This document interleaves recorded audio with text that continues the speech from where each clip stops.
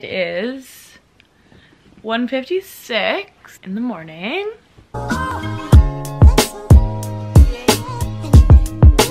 I had this urge to film this video, and I said in my last video this is something I wanted to talk about. And I'm a night person. My whole life I've preferred doing work at night. I'm more creative at night, just everything. I don't normally film at night. This is gonna be a hard video to make. I also quickly want to say that this is really easy for me to talk about in person and with people, but I think it's hard for me to talk to a camera because I'm a big like energy person, and I love to connect with people and look at people and have physical interaction with people. Talking to a camera is very not it's not intimate. Like, I've just still like wish there was someone behind the camera. I just kind of hope this video can plant seed, if anything, because so many girls have messaged me, talk about your mental health. People say, oh, you act like you don't care all the time, that you're so cool, or you're too cool and you don't care about what anyone says. But then I respond to some people, or people get a reaction out of me and they're like, oh, well, see, you do care.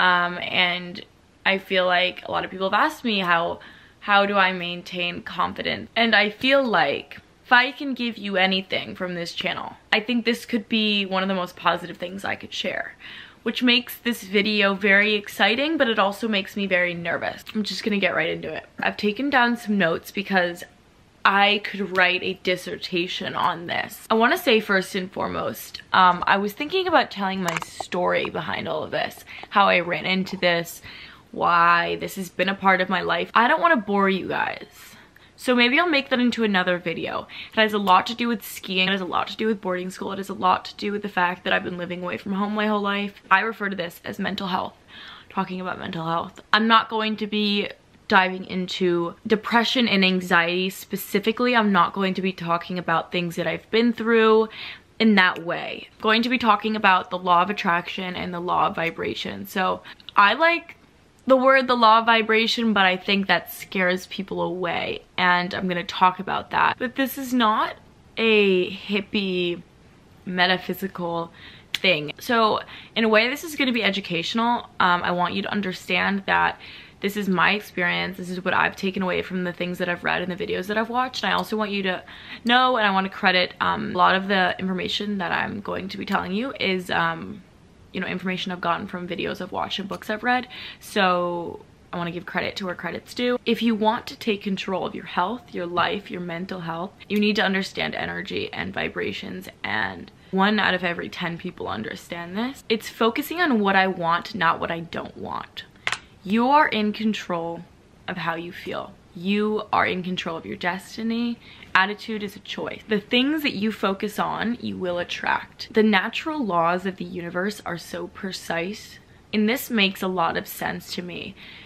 I tell people that I am very sensitive to energy, to like vibrations, and to like frequencies, and I don't mean that in like a freaky way. I can be very shut off to certain things, but I can be very emotional about certain things, and some things trigger me a lot and some things don't at all. I've been told I'm extremely unemotional, I'm not attached, but I've also been told that I'm the most overwhelmingly emotional, like intuitive person. So I think that that's another reason why I connect so much with these laws and these ways of living and ways of deciding to be, because I am a very intuitive person. I can read people's energy and I'm very sensitive to that. So if you say negative things about yourself, they will manifest. You are creating an emotional frequency, and if you have fear, fear will find you. If you are negative about yourself, you will have no self-confidence. You become the vibration. Energy radiates itself. Even the Bible says, the thing I fear has come to visit me. Your fears will rule your world if you allow them to. If you tell yourself that you're beautiful, that you are enough, if you rewire your brain, if you train yourself, if you're disciplined with yourself, your mental health will change, your happiness will change. And misery loves company. You're going to attract people that aren't good for you. I've experienced this in my life. It's still something I'm learning. And a piece of this that I want to talk about, and it's something that I am particularly working through a lot, and it's something that I actually just had to remind myself of today. Reacting to situations. If you react negatively to a situation, if you allow that situation space, it will create more negativity. If you match negativity with negativity, it will only get worse. And we know that, right? Like, we know that. But I think there's this important concept that you have a bad situation, and then you have this space between the bad situation and you have a moment to decide. And that's where I lack strength, and it's what I'm training myself and I'm working on, and it's kind of like my journey right now. I love, more than anything, standing up for myself. I love, you know, feeling just about things. I love making a situation right, and I will do and say things that are negative in order to feel just with myself, and it ends up causing more harm in my life and more drama. And I think this aspect of me makes it seem like I like drama more than I do. I like defending myself. And the way in which I've done that, a large portion of my life has come from anger and sadness and frustration. A lot of the times when I come back to something that I felt was embarrassing, disrespectful, I will come back with something and it's negative, and I need to work on that.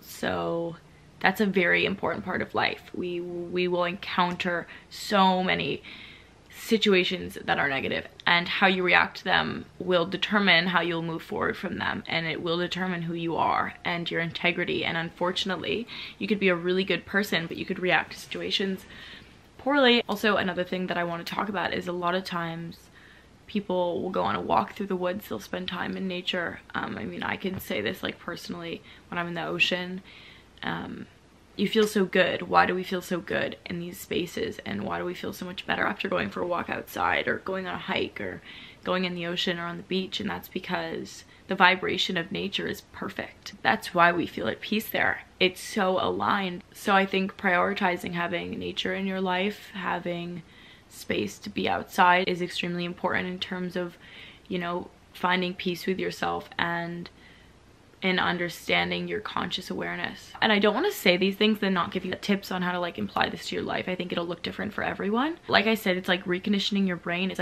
putting in an effort. It's training yourself. It's educating yourself. It's deciding when you wake up to be happy. It's deciding to make things better. It's deciding to stop feeling bad for yourself.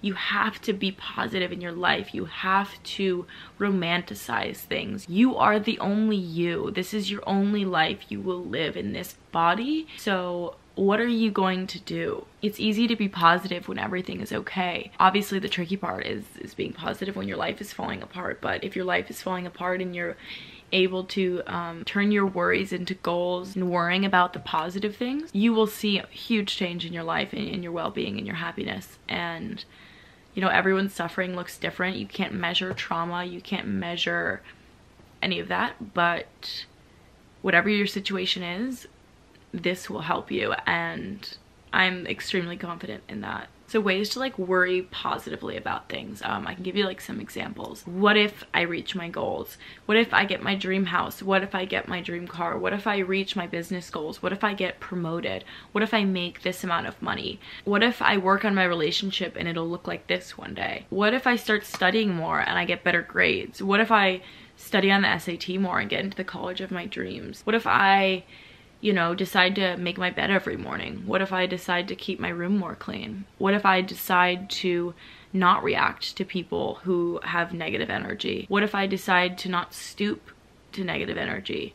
these are positive ways of worrying, and you need to retrain yourself to reword things. And the cool part of this, and it's part of the story, and I know I said I wasn't going to talk about my story, but I guess I kind of will a little bit. As many of you know, I was a ski racer, like a downhill ski racer, and slalom is a type of course that it's like very quick turns. It's like, and you hit the gates and you go back and forth. Like I can insert a clip like right here and you can kind of see what it is.